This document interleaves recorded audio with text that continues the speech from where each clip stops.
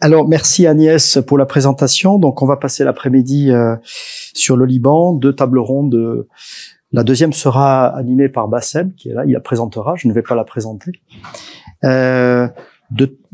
Alors, cette première table ronde a pour titre où en est le Hezbollah.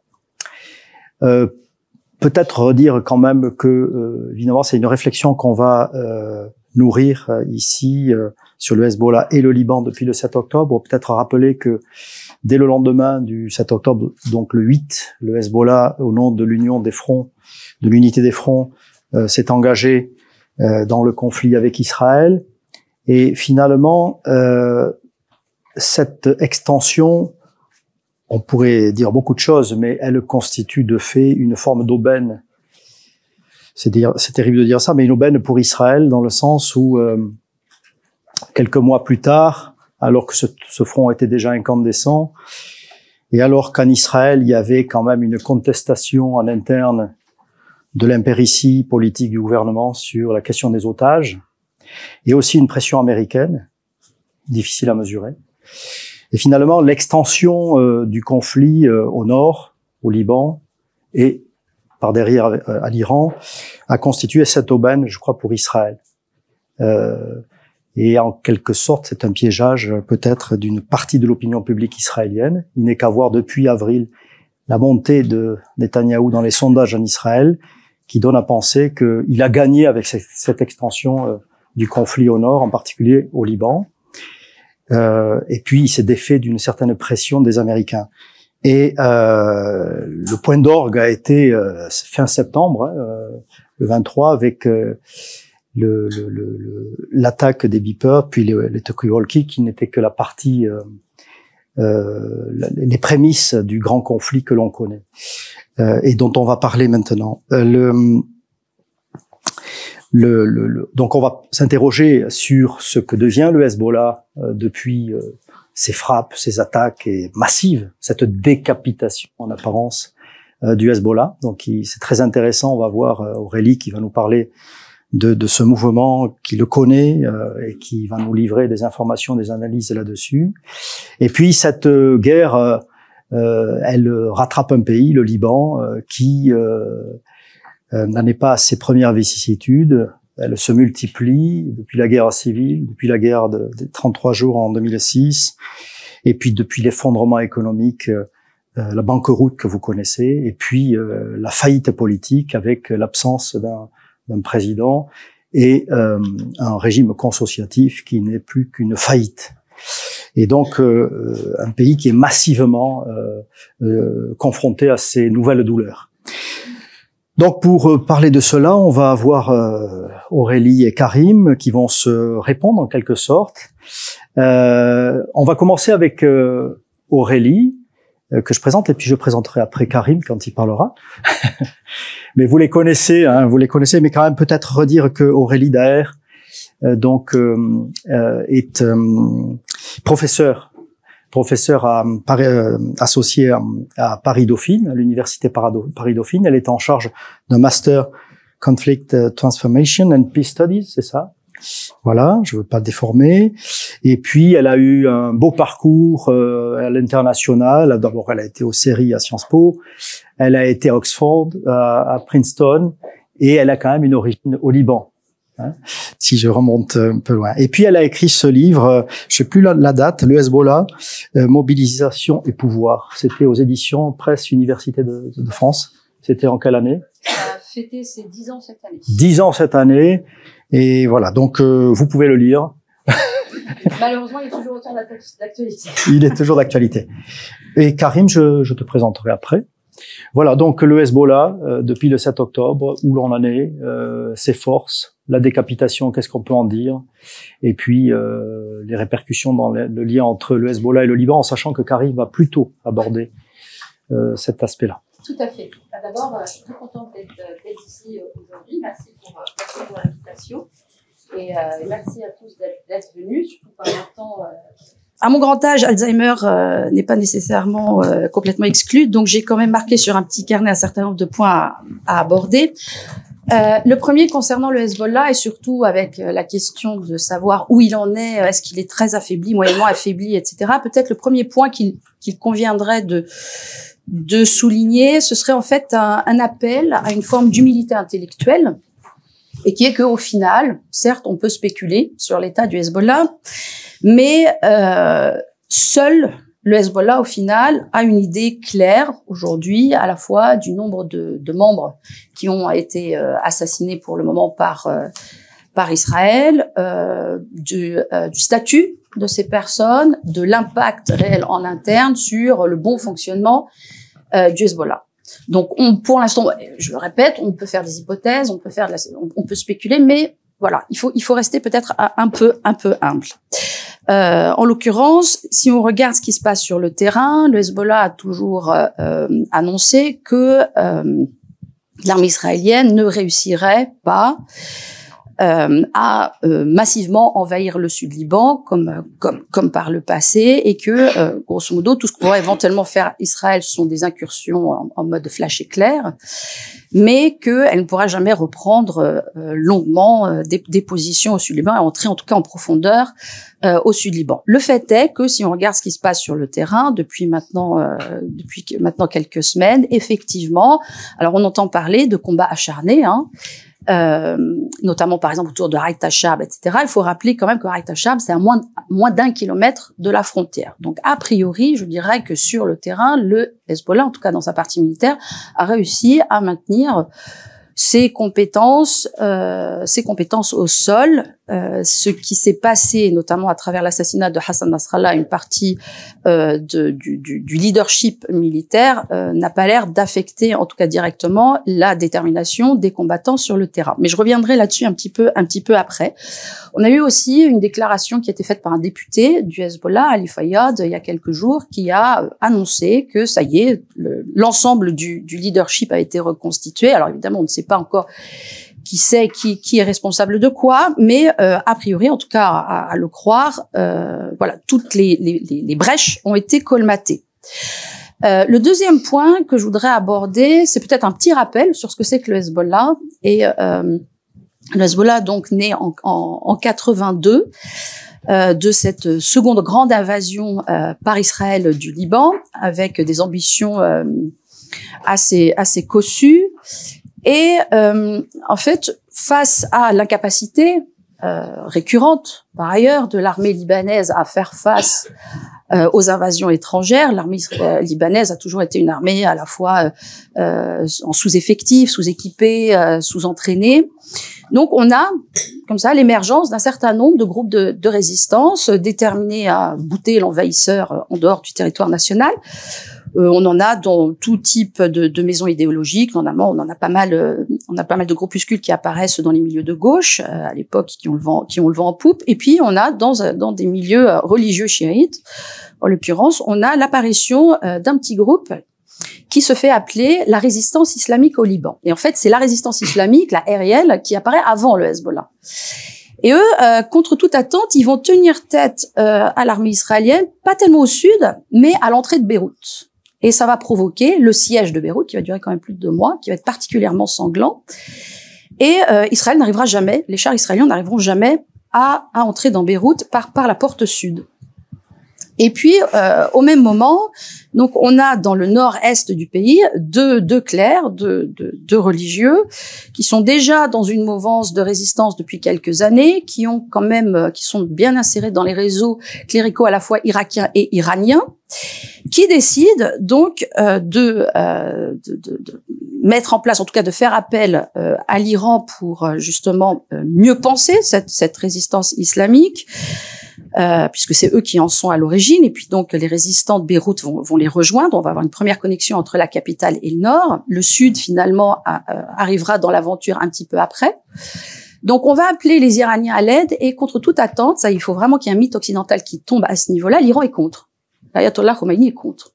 Ils pensent que l'armée israélienne est beaucoup trop forte, que l'invasion est beaucoup trop réussie et que les Libanais, surtout ceux du nord-est, les chiites en tout cas du nord-est du Liban, ce sont des gens a priori très sympathiques, très gentils, pleins de bonne volonté, mais bon, ce sont quand même des personnes qui évoluent dans les zones un peu arriérées du pays. Pas forcément des gens qui ont beaucoup de diplômes, ce sont pas forcément des gens qui ont un indice social ou de développement très élevé. Bref, donc ils y croient pas trop. Ils disent ça marchera pas, ils sont très sympathiques, mais grosso modo c'est des ploucs et ils n'y arriveront pas. Et puis sauf que en fait, les Libanais ne se découragent pas. Quelques amis iraniens vont assister auprès du leadership, notamment auprès de Khomeini et de Rafsanjani, pour dire si il faut au moins on leur envoie quelques gus pour leur apporter un savoir-faire, un know-how, on va juste leur dire comment s'organiser militairement, comment monter 1 ou 2 bataillons, on va leur apprendre à utiliser les Kalachnikov, quoique dans le reste du pays, au Liban, en général, on est plutôt gun-friendly, donc ça on sait faire. Et puis éventuellement, s'il reste quelques fifrelins dans un tiroir, on peut leur donner histoire qu'ils achètent quelques boîtes de munitions sur les marchés d'armes d'Europe de l'Est. Et donc ça va se mettre en place comme ça, et effectivement on va voir arriver un petit bataillon de Pasdaran, donc les gardiens de la Révolution, qui vont arriver dans la Beka et qui vont entraîner effectivement, qui vont aider un petit peu ces jeunes Libanais à s'organiser. Khomeini décède en 89 et là l'Iran décide de lâcher l'affaire. On dit au Hezbollah, en tout cas on dit à la résistance islamique, vous dépatouillez maintenant, vous êtes des grands garçons, comptez plus sur nous. Cette résistance islamique, rapidement, elle comprend qu'il va falloir qu'elle ajoute, parce que elle, c'est une organisation militaire, elle est clandestine, il faut qu'elle s'ajoute une structure civile, un petit réseau d'institutions qui va faire à la fois un travail de mobilisation, d'explication, de communication auprès de la communauté chiite et de la société libanaise, et puis qui va monter un certain nombre d'institutions, alors qui ne sont pas dédiées au socio-caritatif, hein, il ne s'agit pas d'apporter, en tout cas d'améliorer la situation socio-économique des populations chiites, mais il s'agit plutôt d'agir en soutien à l'effort de guerre de la résistance, donc c'est l'appareil civil, si vous voulez, qui se met au service de l'appareil militaire. Et le but, c'est de faire en sorte que cet appareil aide la population libanaise à moins souffrir des représailles israéliennes contre l'action de la résistance islamique. Et c'est ce petit réseau d'institutions-là, organisant un réseau autour de l'appareil militaire qu'on va appeler le Hezbollah. Alors, en général, quand on va vite, dans les médias, dans le vocabulaire populaire, par Hezbollah, on dit on couvre à la fois la partie militaire et la partie civile. En réalité, il y a 2 organisations, le militaire, la résistance islamique, et le Hezbollah qui est plutôt sur le politique. Si vous voulez, si on compare, c'est un peu ce qu'on avait nous en Europe il y a encore quelques années autour du couple IRA-Sinn Féin, avec une répartition des rôles bien déterminée. Il y en a un c'est l'armée, grosso modo, et l'autre retraduit en dividendes politiques sur l'étape de négociation, ou en tout cas dans l'interaction avec les autres forces politiques, les succès militaires qui sont engrangés sur le terrain. Donc aujourd'hui, on a un Hezbollah qui a été fort, qui est resté pendant très longtemps fort d'une popularité, à la fois au sein de la popularité chiite et au-delà, au Liban.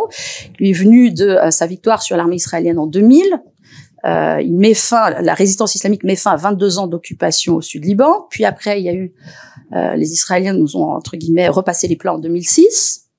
Où là, encore une fois, contre toute attente, alors que le gouvernement israélien avait annoncé comme objectif d'exterminer complètement le Hezbollah et de le faire en 1 semaine, 33 jours, 33 nuits plus tard, le Hezbollah, sans vouloir faire de jeu de mots à 2 francs, pète le feu. Et on voit le rythme la cadence des tirs de roquettes sur le nord d'Israël augmente en fait jour après jour, là où la communication officielle israélienne depuis un mois n'arrête pas de dire ils sont affaiblis, ils sont finis, ça va très mal se passer. Bon. Là, nous sommes dans une situation un peu différente où on a vu que si le Mossad avait été, on lui avait reproché, en tout cas sa société et sa classe politique lui avaient reproché en 2006 de ne pas avoir bien travaillé. Là, à travers effectivement l'histoire des beepers, etc., on a l'impression qu'il y a une remise en selle du Mossad. On a l'impression que donc effectivement Israël a retenu quand même quelques leçons de sa défaite de 2006 et que là, cette fois-ci, c'est le Hezbollah qui se retrouve avec quand même pas mal de pots cassés. Je le répète, Le Hezbollah, c'est une organisation qui a grossi dans ses premières années, puis après qui a atteint une masse critique et qui a finalement passé plus de temps et d'énergie à se spécialiser, à se professionnaliser, avec des départements qui finalement, des associations, des départements, des sections qui ont fonctionné de manière à peu près autonome. Avec des personnes, voilà, des managers, des opérationnels, des organisateurs visiblement compétents. Et on voit bien que malgré effectivement la disparition d'une partie des hauts cadres de la maison, l'essentiel de la boutique tient toujours. Et en tout cas sur le plan militaire, le Hezbollah est toujours capable de tenir à peu près ces lignes au sud Liban. Alors, pour rappel aussi, troisième petit point, le décès du Hezbollah ou son affaiblissement significatifs sont des choses que l'on a déjà annoncées un certain nombre de fois en 40 ans d'existence du Hezbollah. En 92, lorsque le processus des élections législatives au Liban reprend après 20 ans de suspension à cause de la guerre civile, on a eu une guerre civile au Liban entre 75 et 90, le Hezbollah annonce à l'étonnement de tout le monde, qui va participer aux élections, et tout le monde se dit super, les barbus vont se mettre en politique, ils vont s'embourgeoiser, ils vont devenir un parti libanais comme les autres. D'ailleurs, l'expression la libanisation du Hezbollah démarre à ce moment-là, et on se dit ils vont passer plus de temps à s'occuper de fromagisme à la libanaise finalement que de battre contre Israël. Donc youpi, c'est terminé. En 2000, libération donc du Sud Liban, la raison d'être de la résistance islamique a disparu. Là encore, on se dit bon bah ils vont tous passer à la retraite, ils vont commencer à faire du gras et leurs kalachnikovs vont s'enrayer, toutes pleines de poussière. 2003, on a donc l'Amérique néoconservatrice prend d'assaut l'Irak de Saddam Hussein, défait donc le régime de Saddam Hussein, et puis la grande question qui se pose à Washington, who's next? Israël pousse à l'époque en direction à la fois du Liban et de l'Iran avec cette idée que ce serait bien qu'on en profite pour en finir avec le Hezbollah. 2005, les Syriens se retirent du Liban, tout le monde cocoricote en mode le Hezbollah a perdu son patron au Liban, c'est fini, c'est cuit, ils vont passer aux oubliettes. 2006, guerre de 2003, ils vont prendre une raclée, ça va être fini. 2008, donc bagarre dans les rues de Beyrouth et un peu dans la montagne entre les forces chiites, dont le Hezbollah, face aux forces sunnites essentiellement, et puis un petit peu de ruse. Là encore, on dit le Hezbollah qui avait promis que jamais il n'utiliserait ses armes contre les Libanais, s'est fourvoyé, donc il a perdu toute légitimité, toute crédibilité. Puis 2010, l'annonce de l'acte d'accusation d'une commission d'investigation internationale, des rumeurs qui disent que en fait le Hezbollah aurait mis 2-3 doigts dans la confiture de l'assassinat de Rafik Hariri, donc encore une fois discrédité, les chiites eux-mêmes vont tourner le dos au parti. Et puis après arrive la guerre civile en Syrie, 2012-2013, où là carrément on a une avalanche de papiers qui annonce la mort de toute la résistance islamique sur les terrains de guerre syriens. Il y a même un bouquin à l'époque qui sort, signé Yves Mamou, le Hezbollah, dernier acte, et je me fais traiter de idiote utile parce que je dis c'est exactement l'inverse qui va se passer. Le Hezbollah va très bien s'en sortir en Syrie, il va au contraire monter en compétences, il va apprendre à utiliser du nouveau matériel, bref.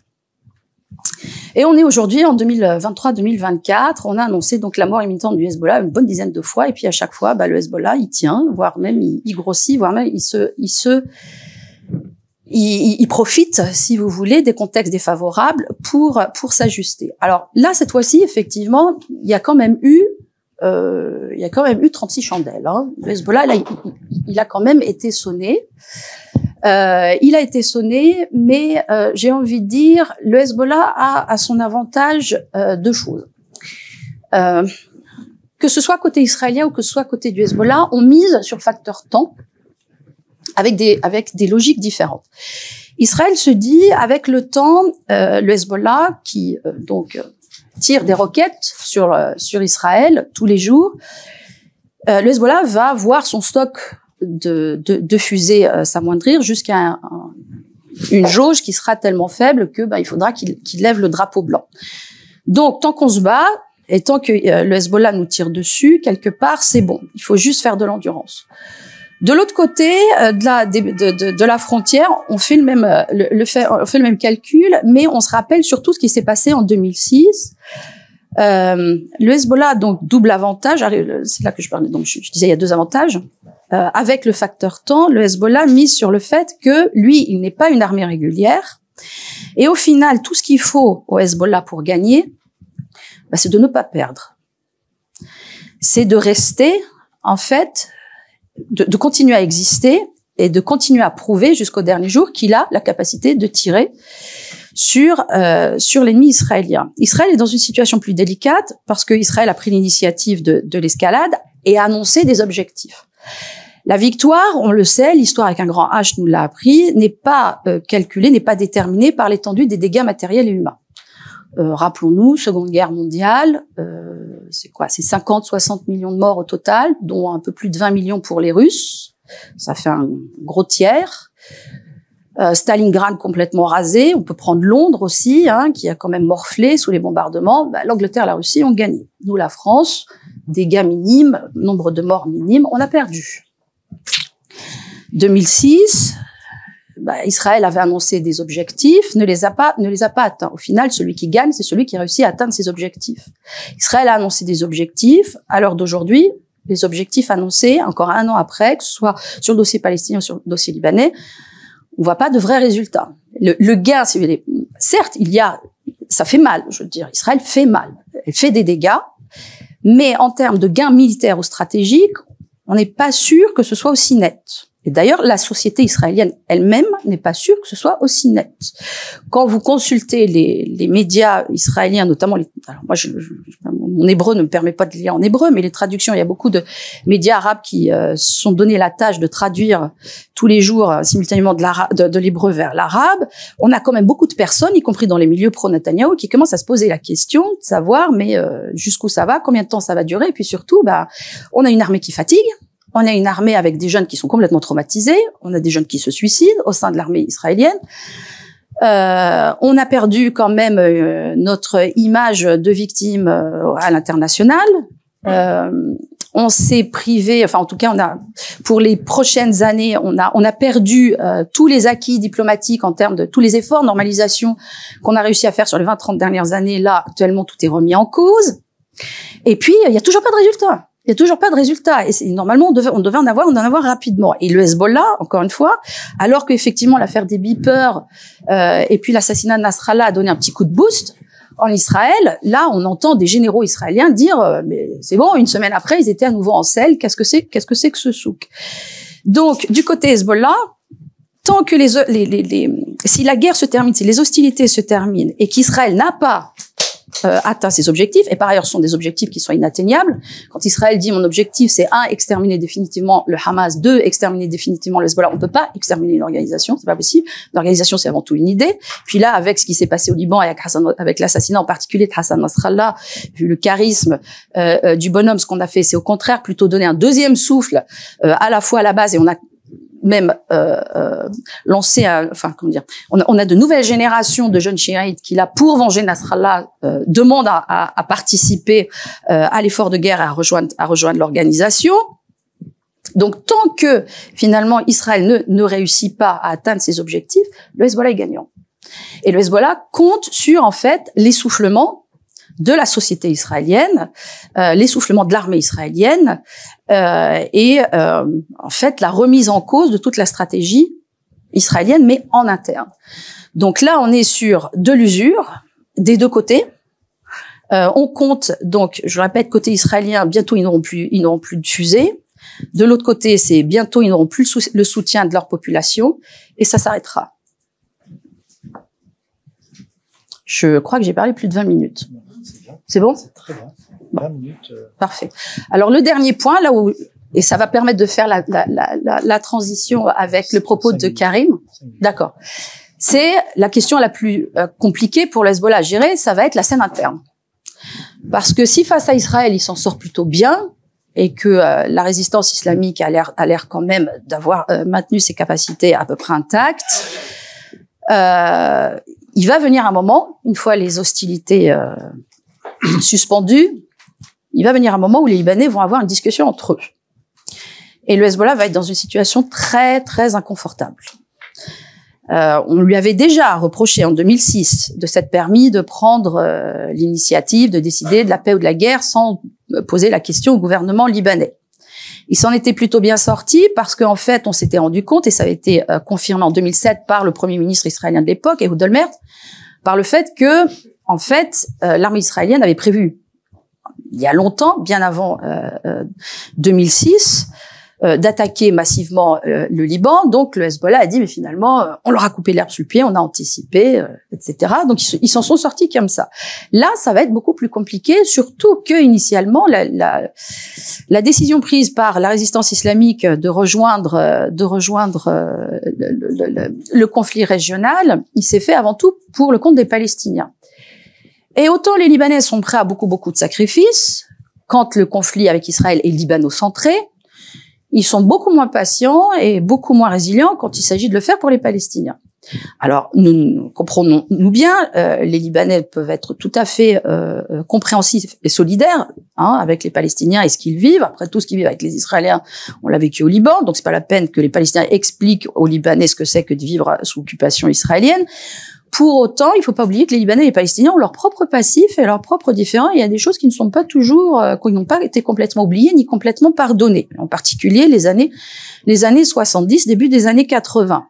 Donc on va avoir une discussion. Alors certains parlent de éventuellement le risque d'une guerre civile, où grosso modo les non-chiites vont avoir envie de régler leur compte avec les chiites et surtout les chiites qui auront envie de défendre le Hezbollah. Je pense qu'il y a beaucoup à dire là-dessus, mais là je laisserai Karim prendre la main. Moi, ce que j'ai juste, je dirais peut-être un petit peu mon mot de la fin, c'est que paradoxalement, je ne suis pas sûre que la disparition de Hassan Nasrallah soit une bonne nouvelle pour les anti-Hezbollah au Liban, parce que sa politique, mine de rien, a toujours été les chiens à bois, la caravane passe.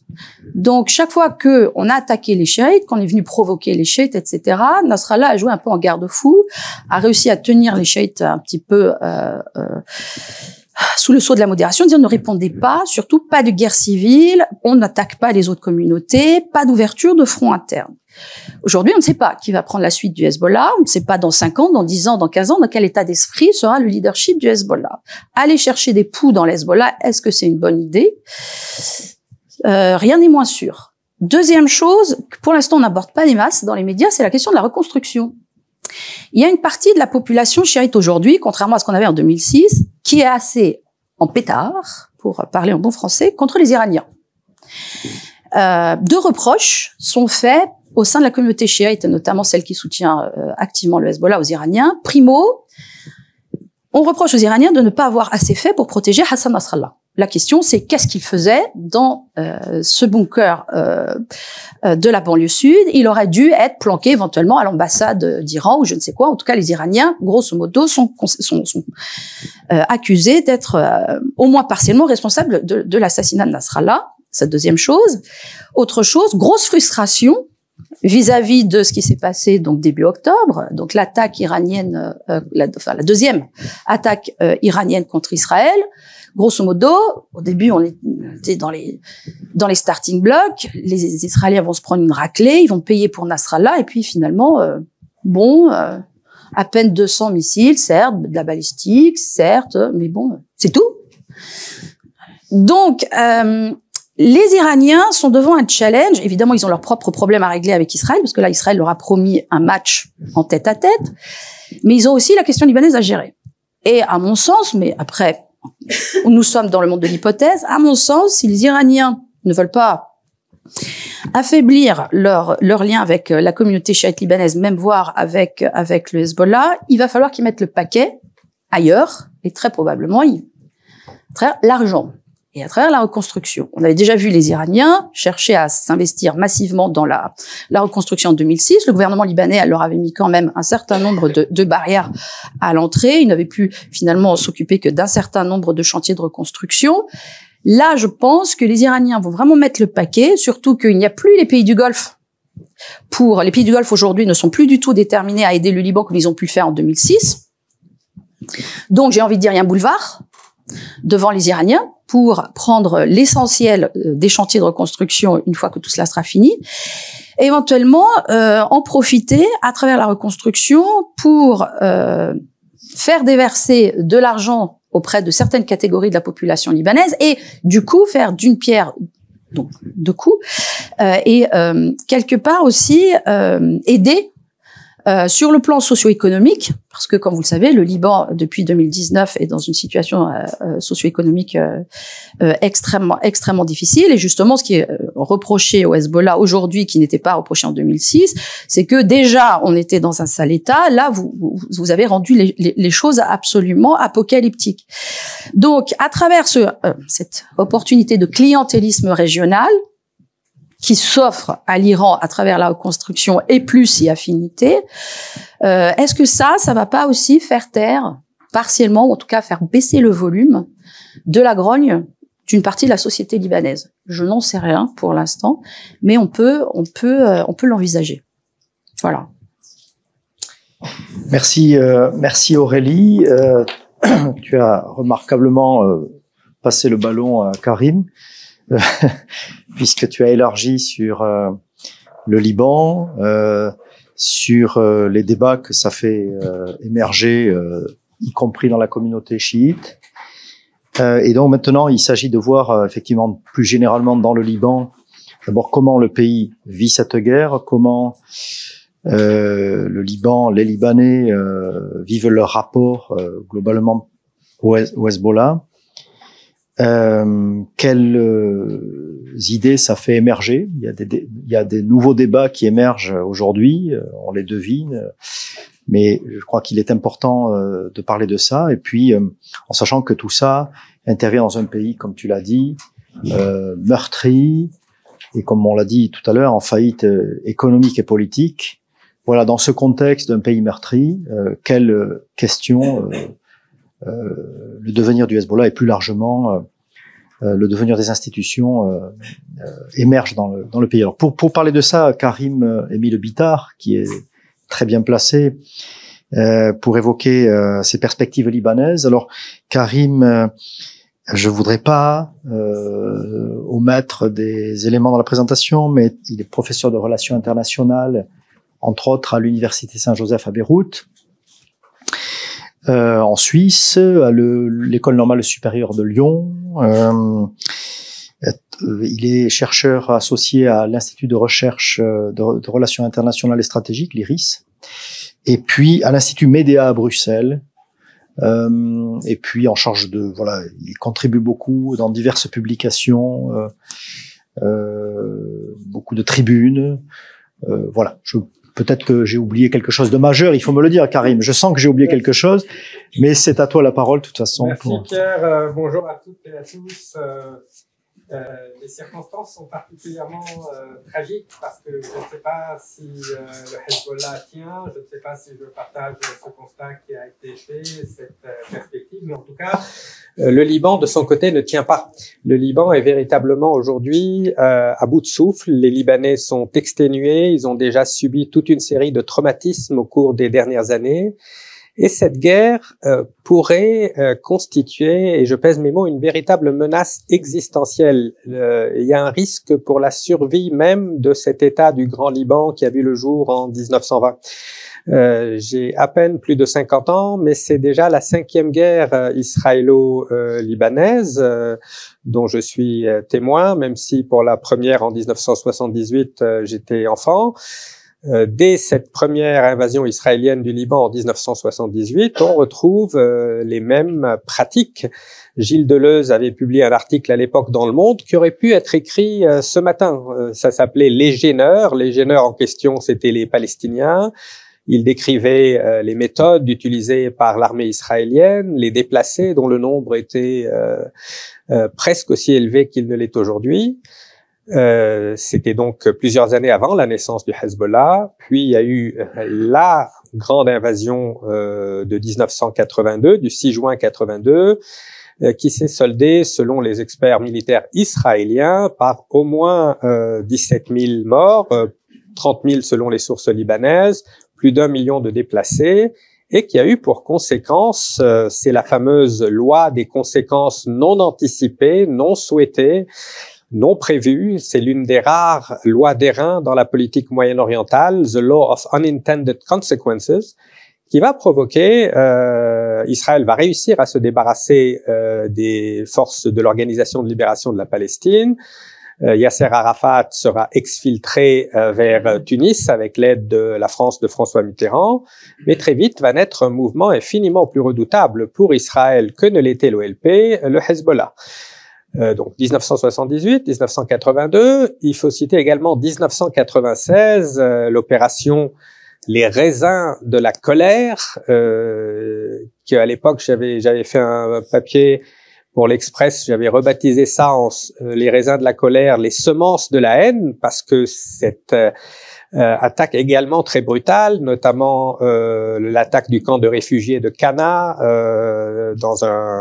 c'était déjà le vieux contentieux entre Israël et les Nations Unies. Un rapport de l'ONU avait fini par conclure que cette attaque était délibérée. 96, ça se termine par des accords d'avril négociés en partie par Hervé Charette, ancien ministre français des Affaires étrangères. Puis 2006, effectivement, Israël annonce dès le premier jour vouloir éradiquer le Hezbollah et très vite mise en échec au prix de destruction massive pour l'infrastructure du Liban, au prix d'un grand nombre de victimes civiles, et on avait déjà dépassé le million de déplacés.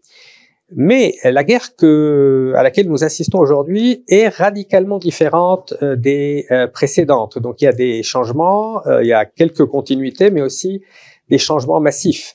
Nous savions qu'Israël disposait de plusieurs longueurs d'avance en matière de supériorité technologique, mais ce qui s'est passé depuis 2-3 ans, l'émergence de l'intelligence artificielle, a permis à Israël de faire subir au Hezbollah les défaites probablement les plus cuisantes de ses 40 ans d'existence. Le Hezbollah est aujourd'hui véritablement sous le choc. Il n'est peut-être pas KO, mais il est certainement groggy. L'assassinat de Hassan Nasrallah, qui était sa figure emblématique depuis 1992, date à laquelle il avait succédé à Abbas Moussaoui, lui aussi assassiné par Israël. Et c'est vrai qu'à l'époque aussi, on avait dit que le Hezbollah était fini. Mais Hassan Nasrallah avait pris une envergure à l'échelle régionale qu'aucun autre leader libanais n'avait pu avoir. Il était notamment, depuis l'assassinat de Qassem Soleimani, considéré comme l'une des grandes figures de cet axe iranien. Donc je ne suis pas certain que cette fois-ci le Hezbollah pourra s'en relever comme lors des épisodes précédents. Hachem Safieddine, son cousin et successeur présumé, a également été assassiné. Un très grand nombre de cadres moyens, les infrastructures de communication ont été frappées, les lampes de rancement, et surtout, sur la scène politique intérieure libanaise, le Hezbollah n'est plus du tout dans la position dans laquelle il était en 2006. En 2006, même si certains avaient en effet reproché au Hezbollah d'avoir kidnappé les 2 soldats israéliens et d'avoir donc déclenché l'ire du gouvernement à l'époque de Ehud Olmert, il y avait encore dans le monde arabe sunnite également, au-delà des frontières libanaises, un soutien assez marqué pour le Hezbollah, à l'université Al-Azhar au Caire, un peu partout.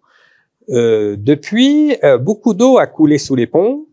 Déjà, il y avait eu avant 2006, 2005, lors du retrait syrien, Hassan Nasrallah avait fait un célèbre discours le 8 mars 2005 où il avait dit merci à la Syrie d'Assad, et cela a été perçu comme une provocation pour beaucoup de Libanais qui avaient souffert de cette occupation syrienne, comme d'autres Libanais avaient souffert de l'occupation et des invasions israéliennes. Il y a eu toute une série d'assassinats d'hommes politiques, d'intellectuels, de journalistes qui ont été attribués au Hezbollah, notamment par le tribunal spécial pour le Liban, la guerre de 2006, et puis surtout donc mai 2008 a été cité la date où les armes du Hezbollah ont été utilisées en interne contre certains quartiers sunnites et druzes au Liban. Et le grand tournant, ça a été, à mon avis, la guerre en Syrie, l'implication du Hezbollah pour mater la rébellion syrienne et sauver le soldat Bachar el-Assad, en quelque sorte.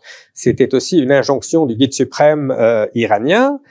Et là, c'est assez révélateur lorsque j'ai lu dans le Financial Times il y a 3-4 semaines que c'était précisément lorsqu'ils étaient en Syrie que les services de renseignement du Hezbollah ont été pénétrés et que si Israël a réussi à infiltrer, à connaître aussi bien le Hezbollah, tout cela était en partie parce qu'ils ont été mis à découvert en Syrie. Donc on a un peu le sentiment que le Hezbollah a été puni par là où il avait péché. Il y a eu une sorte de surextension du Hezbollah qui avait un tel excédent de pouvoir sur la scène intérieure libanaise qu'il a pensé qu'il pouvait simultanément se précipiter à la rescousse du régime syrien, soutenir, fût-ce indirectement, les Houthis au Yémen, contribuer à l'écrasement des manifestations populaires pacifiques d'octobre 2019 au Liban et ensuite ouvrir un front de soutien à Gaza le 8 octobre l'an dernier. Donc 2023. Donc, quand bien même on penserait que, et je partage tout à fait le constat, qu'Israël est tombé dans une espèce d'hubris, d'arrogance, d'ivresse du pouvoir, de violence inouïe, qu'Israël, de par la démesure de sa supériorité militaire par rapport à ses voisins, a tendance à avoir les yeux plus gros que le ventre et à penser pouvoir mener simultanément les guerres sur 7 fronts. Je crois que Netanyahou a énuméré 7 fronts dans son dernier discours. Le Hezbollah a aussi succombé à l'hubris depuis une vingtaine d'années et cela a conduit à aliéner une grande partie des Libanais. Les clivages au Liban sont très souvent intracommunautaires, pas forcément intercommunautaires. À l'intérieur de chaque communauté, vous avez des gens qui soutiennent une perspective plutôt pro-occidentale et d'autres qui veulent demeurer ancrés dans cet Orient et qui veulent maintenir des relations solides avec la Syrie et avec l'Iran. Mais depuis une vingtaine d'années, le Hezbollah a perdu une très grande partie de ses alliés dans les communautés sunnites et chrétiennes. Et hier, le grand parti chrétien qui avait négocié un mémorandum d'entente en 2006 avec le Hezbollah a quasiment enterré cet accord qui battait de l'aile depuis déjà longtemps. Mais hier, le gendre de Michel Aoun, qui dirige aujourd'hui le parti, a un peu tourné cette page, tout simplement parce que sa propre base n'était plus prête à l'accepter. Beaucoup de Libanais ont eu le sentiment que le Hezbollah avait péché par arrogance, ne prenait pas en considération l'état de cette société profondément clivée, polarisée, traumatisée, qui avait affronté une succession de crises sans précédent, une crise de souveraineté, mais celle-là n'est pas récente, elle remonte à loin, une crise de régime. Pierre y a fait allusion, la démocratie consociative s'est muée en vétocratie, en oligarchie, le système politique est devenu complètement dysfonctionnel et sclérosé. On forme des gouvernements qu'on appelait des gouvernements d'union nationale, qui ont vite fait de se transformer en gouvernements de paralysie nationale. Donc crise de régime, crise économique et financière sans précédent à l'échelle mondiale depuis 1850, selon la Banque mondiale, l'une des 3 crises à l'échelle mondiale les plus graves. Donc le Liban était déjà au bord du state collapse, la plupart de ses institutions étaient en train de s'effondrer, et cette guerre pourrait porter le coup de grâce à ce qui restait de l'État libanais et ce qui restait de la cohésion sociale, du lien social au Liban. Il y a un véritable risque aujourd'hui qui pèse sur l'unité et l'intégrité territoriale du Liban. Ça ne s'est pas présenté avec autant d'acuité depuis peut-être 1976-77, où il y avait également des projets partitionnistes, des forces centripètes. Et à l'époque, c'était la France et le Vatican qui avaient aidé à maintenir l'unité du Liban, l'intégrité territoriale du Liban. C'était quelque chose de pas évident parce qu'il y avait des courants assez dominants, notamment en milieu chrétien, qui préféraient abandonner cette idée de l'État du Grand Liban et créer une sorte de canton chrétien qui serait allié à Israël.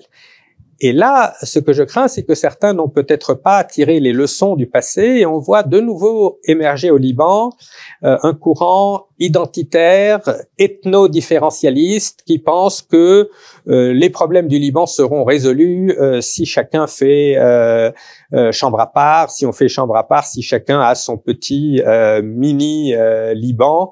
Je suis de ceux qui sont persuadés que c'est une solution qui n'en est pas une, que ça créerait infiniment plus de problèmes que cela n'en résoudrait, que cela ouvrirait la porte à des tas de tensions à l'intérieur de chaque communauté, que cela viendrait renforcer les interférences étrangères.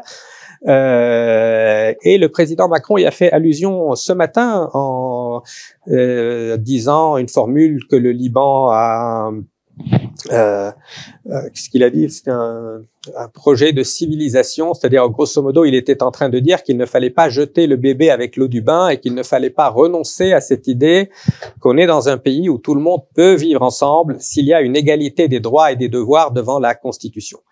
Ce qui se passe en ce moment peut éventuellement provoquer un sursaut collectif parce que chaque communauté a commis les mêmes erreurs. Les Libanais, au-delà de leur diversité communautaire, ont tendance à se ressembler. Les erreurs que commet le Hezbollah, déjà c'était pointé il y a une quinzaine d'années par un intellectuel qui était l'une des figures du prout du camp du 14 mars, Samir Frangieh, qui disait finalement, qui était dans sa jeunesse très à gauche, et qui disait les erreurs que commet le Hezbollah me rappellent les erreurs des milices chrétiennes au milieu des années 70. Et il y a en effet un peu de cela. Chaque communauté libanaise a pensé qu'elle pouvait s'appuyer sur un parrain étranger. Les milices chrétiennes à l'époque avaient fait ce pari extrêmement risqué de l'alliance avec Israël. Elles en ont payé le prix après le fiasco de l'invasion israélienne de 1982. Et durant ces dernières années, le Hezbollah a pensé que, fort de ce soutien iranien, fort de sa supériorité militaire au Liban, il pourrait continuer à mener ces mêmes politiques sans tenir compte de la société libanaise. Et en effet, c'est l'un des éléments les plus intéressants de ces dernières semaines, ce sentiment dans la communauté chiite libanaise qu'il y a eu une sorte de lâchage de Téhéran, les Iraniens étant préoccupés essentiellement par la survie de leur propre régime, craignant que M. Netanyahou ne cherche à entraîner les États-Unis dans une guerre visant à changer le régime à Téhéran. Beaucoup de Libanais ont le sentiment que les Iraniens ont fait le service minimum. La première riposte, vous vous en souvenez, était véritablement chorégraphiée. On a prévenu les Américains qu'il y aurait des drones qui allaient prendre 48 heures pour arriver dans l'espace aérien israélien. Il y a eu quasiment aucun dégât. Le dôme de fer a tout intercepté. Ensuite, c'est monté d'un cran, mais ça n'a pas suffi à apaiser ce ressentiment d'une grande partie de la communauté chiite libanaise qui pensait que l'Iran allait immédiatement se précipiter pour venger Hassan Nasrallah, pour infliger à Israël des dommages effarants. Ce ne fut pas du tout le cas. Non seulement ce ne fut pas le cas, mais on a eu une déclaration qu'il a ensuite nié, une déclaration au Figaro du président du Parlement iranien, M. Ghalibaf, qui disait qu'il voulait négocier directement avec la France l'application de la résolution 1701 du Conseil de sécurité de l'ONU. Et là, pour une fois, on a eu une sorte de sursaut nationaliste du Premier ministre Mikati, qui s'était très bien adapté au cours de ces 15 dernières années, qui avait des relations plutôt cordiales avec le Hezbollah, et qui a répondu aux Iraniens, vous nous étouffez par votre affection, laissez-nous laisser ce gouvernement au moins jusqu'à récemment, ont respecté un tant soit peu les formes. Avec cette déclaration dont on n'est pas sûr qu'elle ait véritablement été correctement traduite, Renaud Girard confirme que c'est bien ce qu'a dit M. Ghalibaf. Il y a eu toute une série de déclarations iraniennes au fil des ans qui donnent le sentiment qu'ils considèrent qu'ils sont maîtres du jeu. Et en effet, si cette guerre doit un jour s'arrêter, si un modus vivendi doit être négocié, les Libanais n'auront pas véritablement voix au chapitre. C'est une discussion qui aura lieu entre les États-Unis et l'Iran. Aujourd'hui, Israël semble avoir carte blanche jusqu'aux élections américaines et je pense même pas jusqu'à 5 novembre, jusqu'à la transition du 21 janvier. que cette guerre est partie pour durer, et je ne suis pas certain que le Liban pourra s'en remettre aussi facilement qu'il ne s'est remis, et c'était déjà très compliqué, des expériences précédentes. Là, aujourd'hui, il y a eu des chiffres d'un groupe d'économistes, un rapport que Bassem a dû lire, estimant qu'on était déjà à des chiffres dépassant les 20 milliards de dollars. Le secteur du tourisme, qui pèse pour 1/3 du PIB, est complètement à l'arrêt. L'industrie est profondément affaiblie. Mais au-delà des dégâts humains, matériels, économiques, ce qui m'inquiète le plus, c'est la dislocation du lien social. C'est ce sentiment qui est né chez beaucoup de chrétiens et de sunnites, comme quoi il n'était plus possible de continuer comme avant, et donc une tentation de jeter le bébé avec l'eau du bain, de se dire cette formule libanaise, ça ne marche pas, allons vers une sorte de divorce ou de séparation. Et c'est un pays où il y a une telle imbrication des communautés, une telle diversité sociologique, géographique, etc., un tel pluralisme dans un si petit territoire, que je vois mal comment cette séparation pourrait avoir lieu. Donc il y a un véritable risque, à défaut de cessez-le-feu rapide, de voir le Liban tomber dans un nouveau cycle, sinon d'affrontements armés, du moins de troubles sécuritaires. Les déplacés, 1,3 million selon le gouvernement libanais, viennent s'ajouter aux 2 millions de réfugiés syriens. Aujourd'hui, il y a encore une certaine cohésion, on fait bloc, on veut montrer la solidarité, accueillir les réfugiés, mais dans 3 mois, 6 mois, compte tenu de la rareté des ressources, compte tenu de la crise économique, les tensions ne vont pas manquer de surgir. Et Israël ne manque pas une occasion de jeter de l'huile sur le feu. Le dernier discours de M. Netanyahou était une sorte d'incitation à la guerre civile, disant aux Libanais, soit vous prenez les armes, vous-même vous désarmez le Hezbollah, ce que personne au Liban n'est en mesure de faire, soit Israël va transformer le Liban en Gaza. Et les méthodes utilisées depuis ces dernières semaines rappellent très fortement ce qui s'est passé à Gaza. Il y a une sorte de punition collective de toute la communauté chiite libanaise qui pourrait avoir comme effet paradoxal de créer une sorte d'esprit de corps, de solidarité mécanique et ressouder cette communauté autour du Hezbollah. Et on frappe également dans d'autres régions. Et ce qui est intéressant, c'est que les cibles militaires ou stratégiques qui ont été frappées dans les régions chrétiennes ou sunnites étaient des cibles insignifiantes stratégiquement ou militairement. On a le sentiment que c'était des cibles destinées à envoyer 2 messages. Un message aux chiites, vous n'êtes en sécurité nulle part, et un message aux autres communautés, ne les accueillez surtout pas. Dans le nord Liban, sur l'autoroute qui va de Zrata à Ehden, pour tuer un membre qui n'est même pas un cadre moyen du Hezbollah, un personnage vraiment très junior, on a fait près d'une trentaine de victimes civiles. Le même scénario s'est reproduit dans plusieurs villages chrétiens, dans plusieurs localités. Là, on cherche également à commencer à mettre la pression sur le président du Parlement libanais, Nabih Berri, le chef du mouvement Amal allié au Hezbollah. Nabih Berri est en politique depuis, il a pris la tête du mouvement Amal en 84, il a été élu à la tête du Parlement en 92. Emmanuel Macron était en 4e, je crois, quand Nabih Berri a commencé. Mais aujourd'hui, depuis une semaine, les cibles qui sont frappées, le quartier de Jnah, l'hôpital Sahel, la ville de Tyr, au sud Liban, dont il est le représentant au Parlement, c'est une façon de lui mettre la pression. On commence à évoquer également des sanctions américaines ou autres, ce qui est assez paradoxal parce que c'est quand même lui qui est le seul aujourd'hui interlocuteur pour l'Occident. Donc, ces pressions vont s'accentuer sur la communauté chiite. Et ce qui m'inquiète, c'est que compte tenu du ressentiment accumulé depuis une vingtaine d'années, les autres communautés et les leaders politiques n'ayant pas tiré les leçons du passé soient tentés par vouloir marquer des points en pleine guerre et que cette communauté ne ressorte humiliée, traumatisée. Et l'histoire du Liban nous montre que il n'est pas possible de passer outre le sentiment dominant d'une communauté. Pendant longtemps, on nous parlait au Liban de désillusion chrétienne, ihbat al-masih, ou de dépression.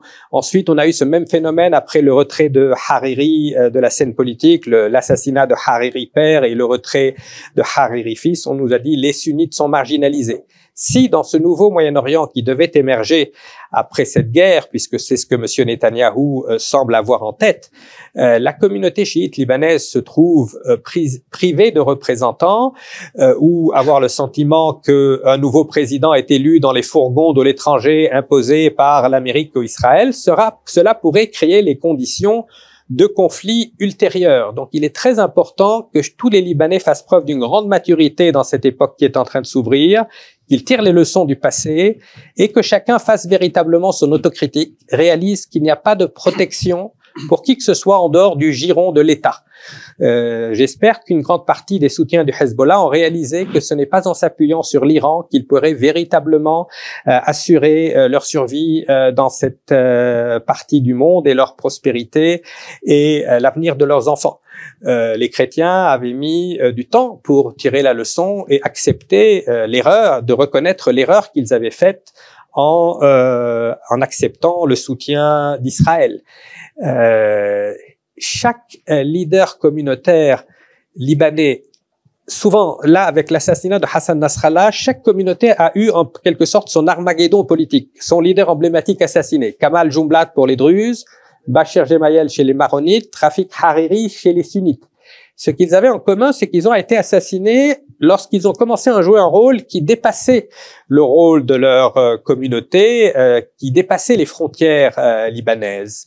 Et peut-être qu'aujourd'hui, une nouvelle phase pourrait s'ouvrir où chacun sortirait de son cloisonnement communautaire, chacun aurait le courage de faire son autocritique, de regarder les souffrances et les traumatismes des autres communautés et de revenir enfin à l'édification d'un État suffisamment fort, d'une armée suffisamment autonome. Et l'un des gros problèmes, c'est que les États-Unis n'avaient pas autorisé l'armée libanaise à se doter de toutes les armes dont elle aurait besoin pour véritablement être capable d'asseoir sa souveraineté sur l'ensemble du territoire. Mais en tout état de cause, les choses ne peuvent plus continuer comme avant.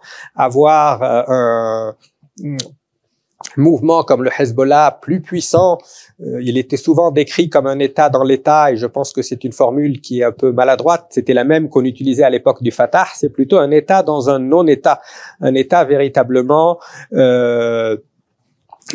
extrêmement bien structuré, au-dessus d'un non-État, selon l'expression d'Anthony Samrani, rédacteur en chef de L'Orient le Jour. Donc aujourd'hui, ce qui m'inquiète, c'est qu'il n'y a pas non plus d'appétence chez les Libanais pour construire un État. C'est un peuple très individualiste qui a besoin d'institutions, mais qui demeure, chaque communauté demeure hantée par ses angoisses existentielles.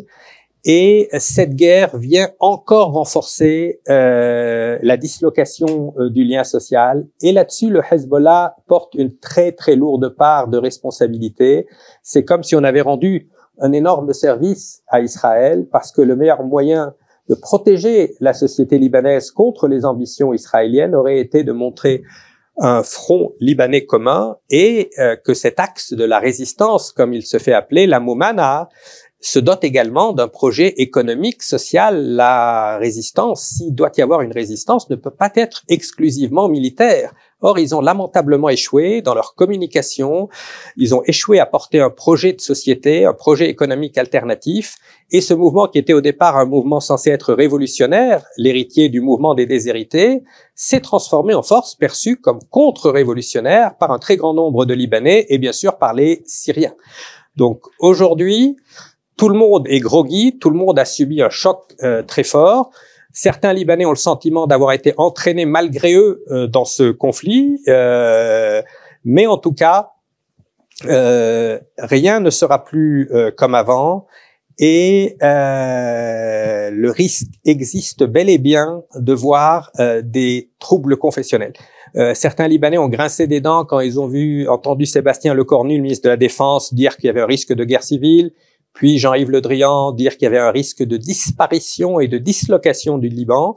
Moi, je pense qu'il faut tirer la sonnette d'alarme, car cette société est tellement fragilisée, l'hubris des uns et des autres pourrait lui porter un coup fatal, et ce serait extrêmement dommage, parce que cette expérience libanaise, contrairement à ce que laissent penser ceux qui ont internalisé la logique du choc des civilisations, du conflit interreligieux supposément, Cette expérience libanaise, il y a également beaucoup de choses positives à en tirer.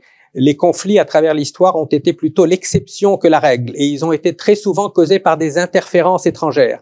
À partir du moment où on arrive à briser ce cercle vicieux, angoisse existentielle des communautés, recherche d'un parrain à l'extérieur des frontières, clientélisation des communautés par des puissances étrangères, la France et la Grande-Bretagne au 19e, l'Iran et l'Arabie Saoudite aujourd'hui, si les Libanais parviennent à fonder un nouveau pacte social sur la citoyenneté plutôt que sur les assignations à résidence communautaire, on aura fait un grand pas en avant, et je suis persuadé que les Libanais sont tout à fait capables de vivre ensemble au-delà de leurs divergences religieuses. Ils ont énormément de points communs, ils se ressemblent, ils ont une même culture, une même langue, ils écoutent la même musique, ils ont les mêmes habitudes sociales. Le clivage porte surtout sur la politique étrangère, sur la politique de défense. Faut-il regarder vers l'Occident ou vers l'Orient? On avait résolu cette question après la guerre, le ni Orient ni Occident du pacte national. Dans les accords de Taïf, on avait reconnu l'appartenance arabe du Liban, son identité, tout en maintenant l'ouverture vers l'Occident, mais on n'est toujours pas sorti de ces deux négations en s'appuyant sur un véritable projet. Lorsque Georges Nakache, cet intellectuel, ce journaliste, avait dit « deux négations ne font pas une nation », on a mal interprété ses propos. On a pensé qu'il fallait choisir entre l'Orient et l'Occident. Or, lui, il voulait dire « deux négations ne suffisent pas à faire une nation ». Bien évidemment qu'il ne faut pas s'aligner sur des axes régionaux, mais il faut que son non-alignement soit accompagné par un projet libanais, et cela ne peut être que dans le cadre de la citoyenneté et de l'État. C'est ce qui avait conduit Georges Nakache à soutenir l'expérience des années 60 du président Fouad Chehab, qui consistait à avoir un État digne de ce nom, pouvant résister à toutes les invasions extérieures et au débordement de groupes internes se montrant trop gourmands ou succombant à l'hubris. Merci à tous.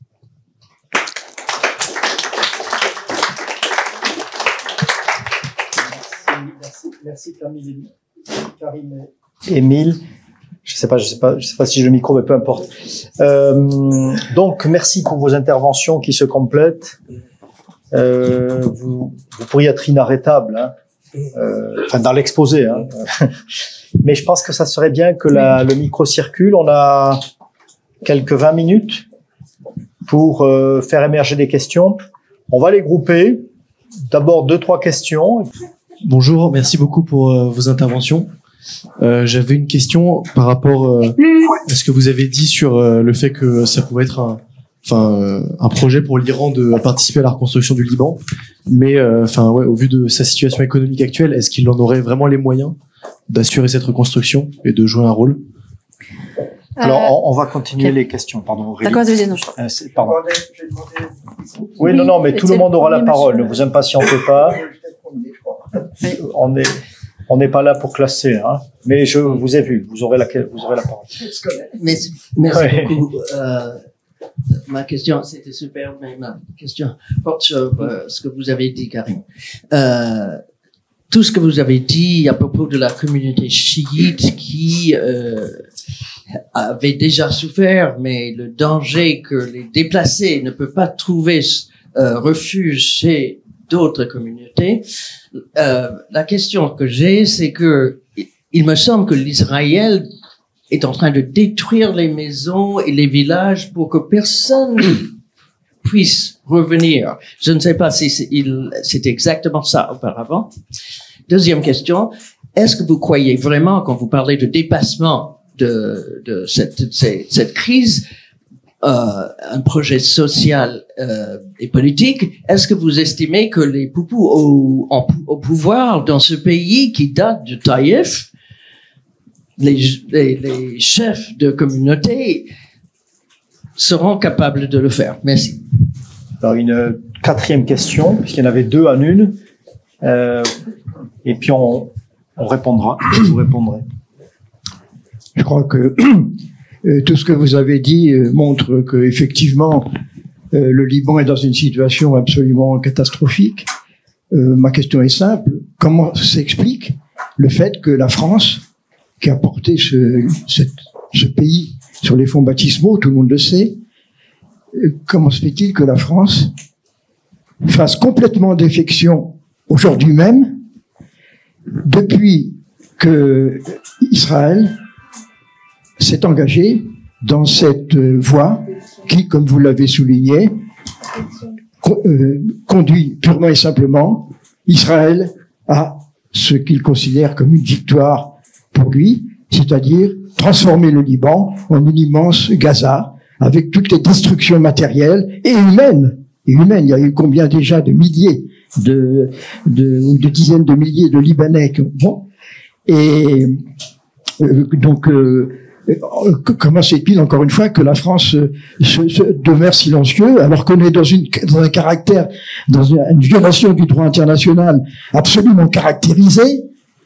Voilà. Bon, la finule qui existe depuis 20 ou 30 ans, ridiculisée par les Israéliens. Non, je trouve quand même que vous avez trop d'indulgence à l'égard d'Israël, parce que Israël se comporte vraiment comme un État voyou, absolument. Alors, on la prendra après, peut-être. On va répondre Aurélie, d'abord sur la reconstruction, la capacité du Liban. Sur la reconstruction, alors c'est une question en fait qui s'est déjà posée en 2006, parce que les sanctions iraniennes, il y en avait déjà à l'époque.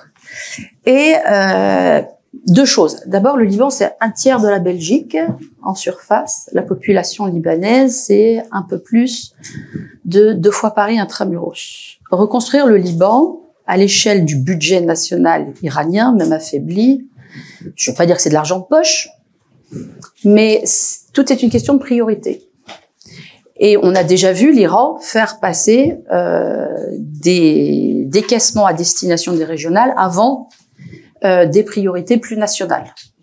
Donc là, j'ai envie de dire, et on le saura, voilà, une fois que les hostilités s'arrêteront, à quel point l'Iran tient à maintenir intacte sa relation à la fois avec le Hezbollah et la communauté chiite libanaise. Est-ce que l'Iran estime qu'il n'a plus besoin finalement, en tout cas, d'avoir une relation aussi rapprochée avec la résistance islamique qui, depuis quelques années d'ailleurs, surtout en fait depuis la Syrie, avait beaucoup évolué dans la nature de sa relation à l'Iran. Donc je parlais tout à l'heure, je me rends compte que j'ai parlé du moment où les Iraniens ont lâché le Hezbollah en 89. J'ai pas dit à quel moment le wagon s'est raccroché. En fait, il s'est raccroché en 2006 et il a été permis par l'avènement au pouvoir en Iran d'un ancien pasdaran lui-même, Mahmoud Ahmadinejad. Alors vous êtes jeune, vous vous souvenez pas du bonhomme, c'est un personnage en couleur. Et qui, lui, après 2006, regarde un peu ce qu'ont fait les Libanais sur le terrain. Il se dit, ça perlipopette, mais ces Libanais, on les a un peu sous-estimés. Est-ce qu'il ne serait pas finalement dans l'intérêt de l'Iran de les intégrer dans notre appareil de projection régionale? Et c'est là que, clac, se reconstitue le trio qu'on avait vaguement aperçu au démarrage, donc à la fois leadership du Hezbollah, pasdaran et tête de l'État iranien. J'entends tête de l'État et du gouvernement. Le guide, de toute façon, il a toujours été, enfin, voilà, il a été acquis. Khamenei a toujours regardé le Hezbollah avec beaucoup de bienveillance, même s'il leur a laissé vraiment carte blanche, notamment en politique interne, confiance absolue. Faites ce que vous voulez sur le plan interne. Ce qui vous intéresse, c'est le régional. Et donc c'est là que se fait que la chose monte en puissance, que la relation monte en puissance. Et puis la Syrie, elle va apporter quelque chose de fantastique pour le couple irano-Hezbollah, c'est que elle va débarrasser le couple du parasitage de l'élément syrien. Si vous voulez, c'est un peu comme dans un couple où on a 2 amoureux et puis il y a toujours le voisin qui vient dire bah non, vous pourrez pas sortir ce soir, non, vous pouvez pas faire ce que vous voulez, quand vous êtes tout en tête à tête, je dois être là, je dois regarder. Et là, finalement, autant l'élément syrien jusqu'en 2005 était un élément perturbateur de la relation irano contraignant, en tout cas contrariant de la relation irano-Hezbollah, le fait que Bachar al-Assad se retrouve dans une situation de redevabilité envers à la fois l'Iran et le Hezbollah, hop, ça a inversé les rapports. Et là, du coup, il y a eu un boulevard devant l'Iran et le Hezbollah pour retravailler et pousser leur relation là où ils le voulaient. Et c'est là qu'on a vu aussi le Hezbollah, entre guillemets, renvoyer l'ascenseur ou inverser aussi la nature de la relation entre les pasdaran et la résistance islamique, dans le sens où au démarrage, c'était les pasdaran qui formaient les Libanais, qui leur ont appris à s'organiser, etc. Sauf qu'avec le temps, les Libanais, à travers la lutte contre l'occupation, donc guerre de basse intensité, guérilla, résistance de longue haleine, et puis après il y a eu 2006 où là par contre on se bat sur un laps de temps beaucoup plus court, dans des conditions beaucoup plus difficiles. Puis la Syrie, finalement on s'est retrouvé avec une résistance islamique qui a eu des compétences militaires que les Pasdaran eux n'avaient plus, parce que les Pasdaran certes ils sont intervenus en Iran, mais en tant que consultants ils restaient dans les chambres de ce qu'on appelle les pièces d'opération militaires, décidaient des plans de bataille, etc. Mais finalement ils ne posaient pas botte réellement sur le terrain. On n'a pas envoyé des Iraniens. De marrant, les Iraniens ont toujours été très clairs là-dessus. On ne veut pas qu'il y ait des troupes iraniennes qui prennent le risque de mourir sur un territoire arabe pour une cause arabe, c'est hors de question. Donc on veut bien aider et donner d'un coup de main, mais on ne mourra pas. Le problème, c'est que du coup, on se retrouve avec le temps avec des Pasdaran qui, pour la dernière fois où ils sont battus, finalement c'était en 88. Donc ça commence à remonter. Donc on se retrouve avec des officiers de nouvelle génération de Pasdaran qui, tout ce qu'ils savent du terrain, tout ce qu'ils savent de l'art de la guerre, ils l'ont appris dans leurs universités militaires, dans leurs écoles militaires, à partir de bouquins, plus donc formation pratico-pratique, où on a vu avec au gradé de la résistance islamique.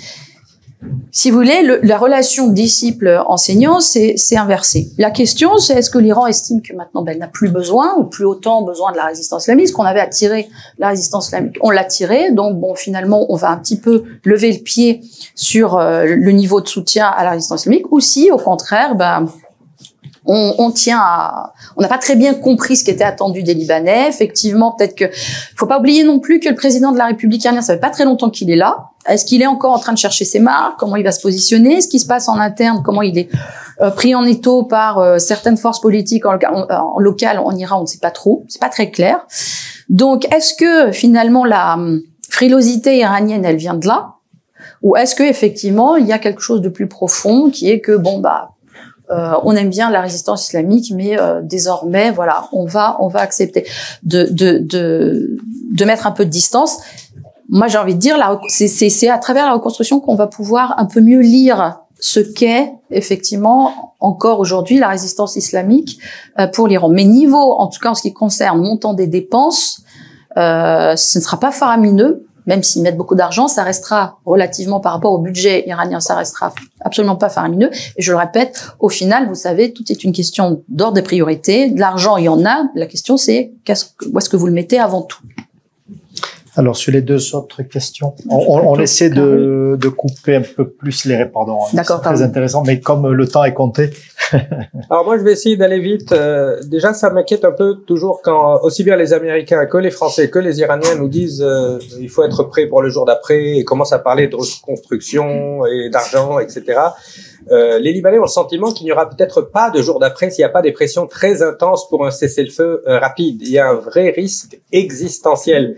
On n'est pas dans un conflit comme celui de 2006 où après on va avoir le Qatar qui va venir ou les Iraniens ou les Saoudiens au jeu de chéquier et quelques mois après ce sera... Parce que la question de l'Houthi était importante.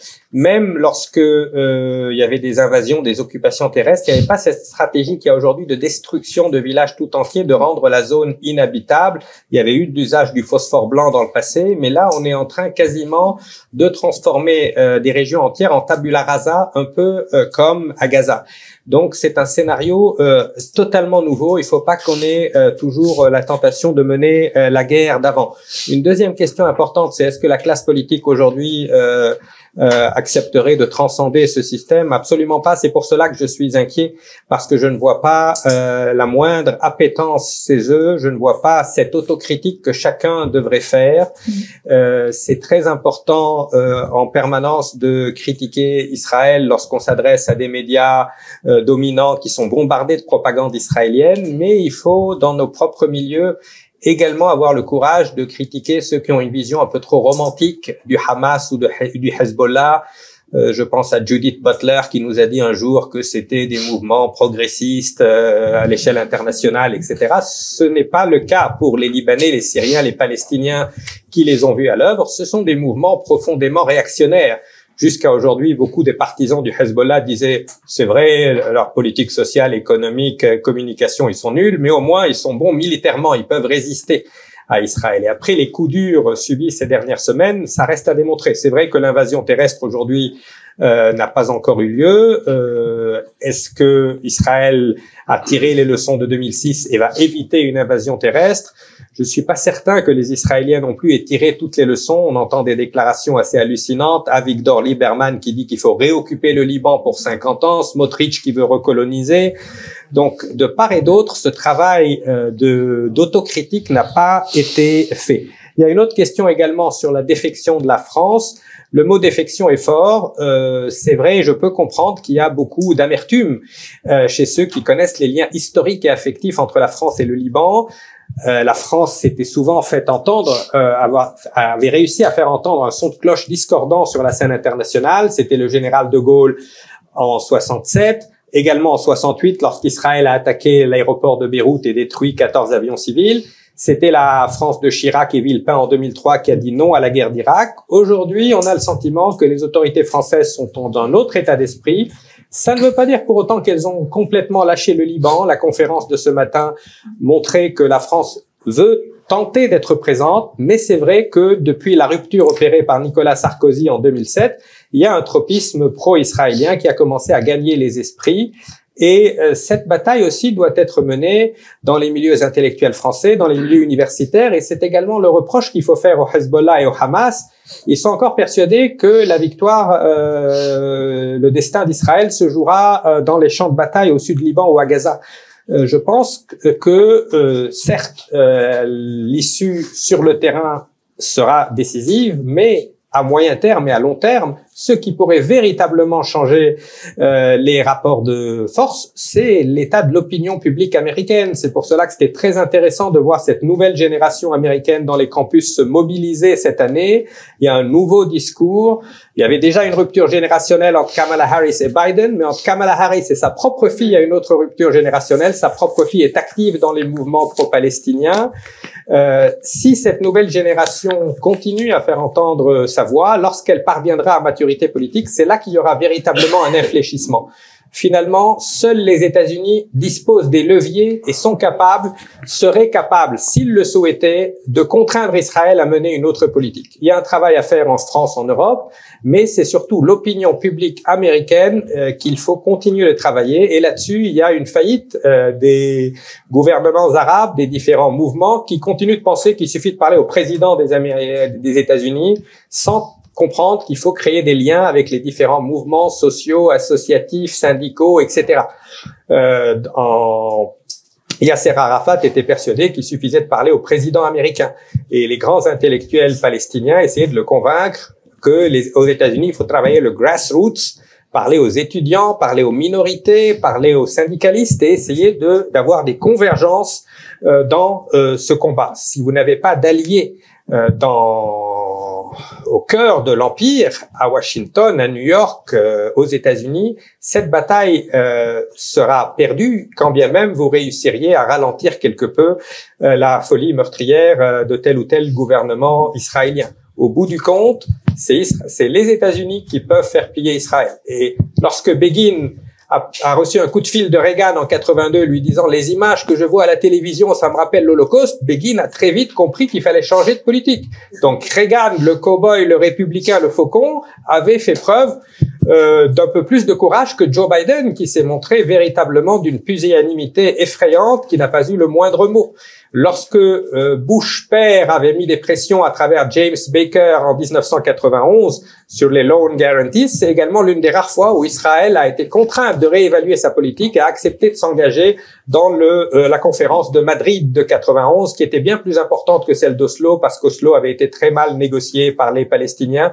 91, c'était un processus plus porteur d'espoir, malheureusement, qui a été déraillé.